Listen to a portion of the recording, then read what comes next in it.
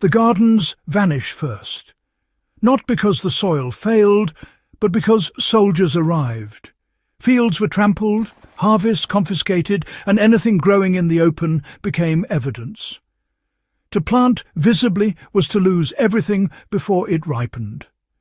Hunger was enforced through surveillance. And so families adapted, not by farming better, but by farming unseen. What followed was not innovation in comfort, but innovation in concealment. Food production moved into ruins, shadows, and spaces considered worthless or untouchable. Seeds were no longer planted in rows, but in fragments.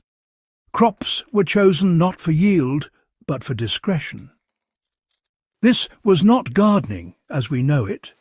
It was resistance through sustenance.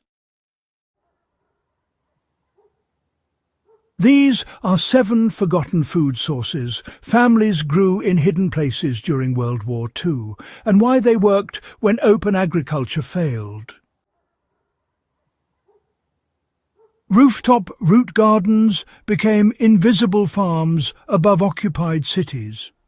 In cities like Warsaw, Rotterdam and Budapest, rooftops were overlooked by patrols focused on streets and interiors. Families lifted loose bricks and filled shallow containers with scavenged soil mixed with ash. They planted root crops like carrots, beets and turnips because the edible portion stayed underground and growth remained low. Containers were kept flat to avoid visible silhouettes, and plants were thinned early to prevent tall leaves. Water came from rain, reused wash water or melted snow. The harvest was small but reliable. A single rooftop might produce enough to stretch meals for weeks. The lesson was simple. Food grown where no one looks lasts longer than food grown where everyone passes. Hay bale seed beds hid calories inside plain sight. Across rural Europe, hay was considered worthless by occupying forces. Families used that assumption. By hollowing pockets inside stacked hay bales and filling them with compost or soil, civilians created insulated microgardens.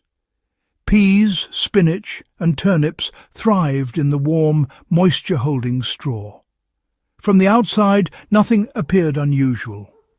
The bales were fed to animals once exhausted, recycling nutrients without waste. In Belgium and France, entire courtyards ringed with hay quietly fed families while remaining invisible. Camouflage, not productivity, was the advantage. Hollow log mushroom cultures turned decay into food. Where farmland was seized, forests became pantries. Families collected hollow hardwood logs and packed them with damp leaves, bark and spores gathered from edible wild mushrooms. These logs required no sunlight and produced quietly in shaded areas behind sheds or under carts. Mushrooms provided protein and calories without leaving visible traces. In Norway, Italy and the Czech countryside, these cultures produced for years, if kept moist. The method required knowledge and discipline, but no land. It proved that food could grow even when soil was denied. False woodpiles concealed shallow garden beds. Firewood was everywhere and, rarely inspected. Families built hollow frames filled with soil and surrounded them with loosely stacked logs to resemble common woodpiles. Inside, they planted fast crops like radishes and spinach. Water was dripped through cloth funnels hidden between logs. Children tended these gardens because, they could move quietly and without suspicion. The yield was modest, but the concealment was nearly perfect. A pile meant for burning became a place of growth because no one expected life inside disorder. Broken stoves were repurposed as disguised planters. In bombed cities, abandoned cook stoves stood as useless wreckage. Families filled oven chambers and burner cavities with soil and ash, planting onions, herbs and shallow vegetables. The iron absorbed heat by day and released it slowly at night, protecting plants from frost. Soot and rust were left untouched to preserve the illusion of abandonment. Entire alleys in Berlin and Marseille quietly produced food from stoves that would never cook again. What appeared ruined became functional precisely because it looked finished. Fence-line vines grew where no one watched. Fences were boundaries, not assets. That made them perfect. Civilians planted climbing crops like beans and squash at fence bases, training vines to grow along existing rails without added supports. Harvests were taken early and small to avoid notice. In Denmark and Ukraine, children were taught to watch shadows before gathering. Fence soil was poor, but sunlight was reliable. Across many regions, connected fence plantings formed quiet food networks, invisible from roads and air. Latrine gardens turned avoided ground into fertile ground. One place soldiers never inspected was the latrine.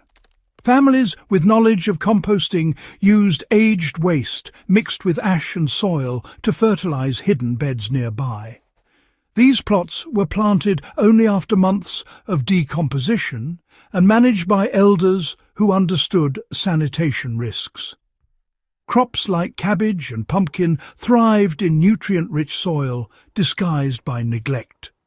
These gardens looked abandoned because they were meant to. Disgust became protection. Life grew where no one dared to search. In the end, food did not grow where it was welcome. It grew where it was ignored. These families did not thrive. They endured.